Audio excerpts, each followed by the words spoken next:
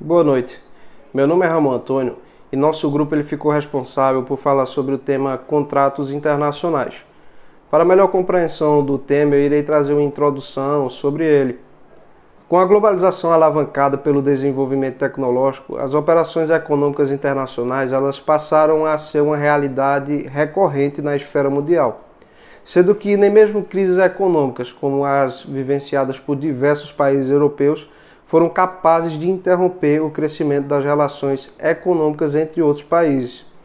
Desta feita, o direito internacional privado ele passou a ter suma importância nas relações comerciais, já que essas transações elas transpassaram as fronteiras nacionais. Teve início com o comércio internacional e foi se desenvolvendo ao longo dos anos. Ela foi até utilizada pelos fenícios, gregos, persas e assírios.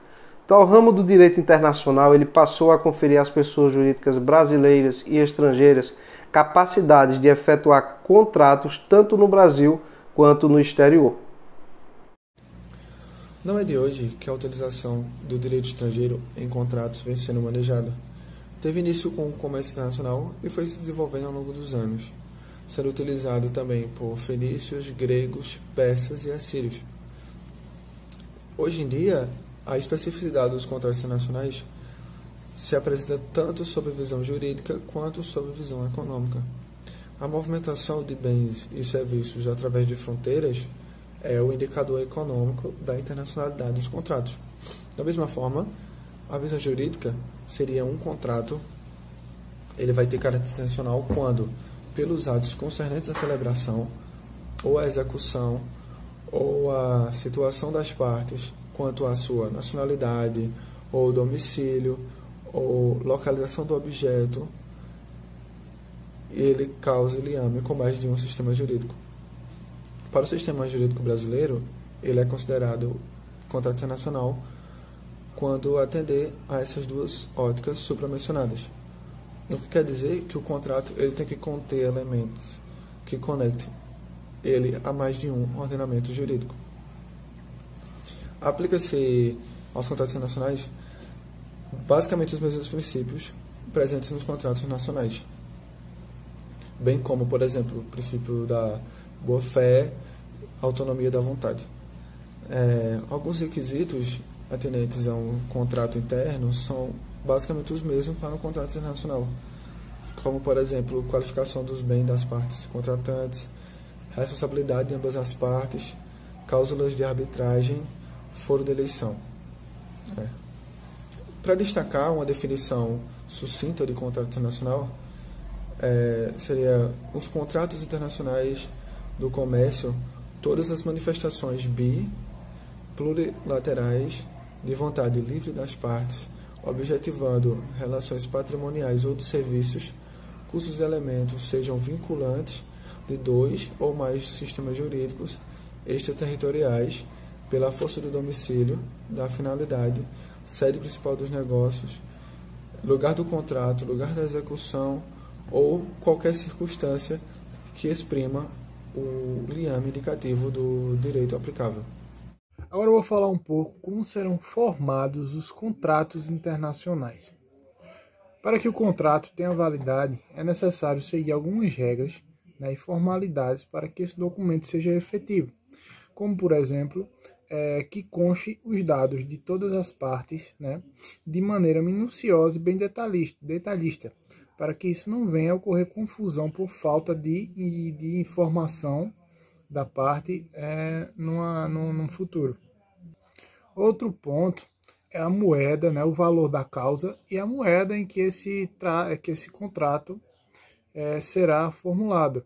É bem importante que seja definido tanto o valor desse contrato como a moeda de qual país deverá ter validade esse contrato. Assim como é bastante necessário o tempo de duração desse contrato ser bem estipulado, como a descrição do serviço a ser prestado com informações bem detalhistas, também como a assinatura de ambas as partes.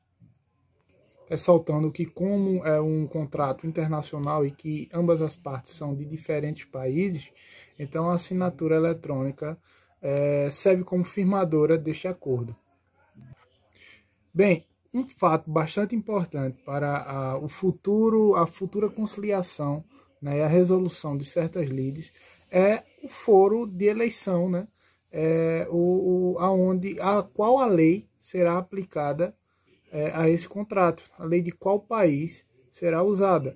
Então, esse tipo de cláusula deve ser expressa nesse contrato para que simplifique futuramente caso ocorra alguma lide. Se for o caso desse contrato for omisso, essa parte, a lei será utilizada, a lei dos dois países, né, com base de critérios, né, e conforme os artigos destas leis que disponham sobre tal caso, né. Outra cláusula importante a se constar no contrato seria a cláusula de idioma, né. Neste caso, qual idioma será redigido o contrato. E, por fim, né, uma das cláusulas mais importantes a serem estipuladas nesse contrato seria, sim, a cláusula de rescisão, né? Pois essa cláusula deve prever algum caso de rescisão e como essa rescisão deve ser resolvida, para que não haja assim, um conflito de maneira a trazer bastante onerosidade às partes, né, para poder se chegar a uma conclusão, sendo tudo ali previsto facilmente no.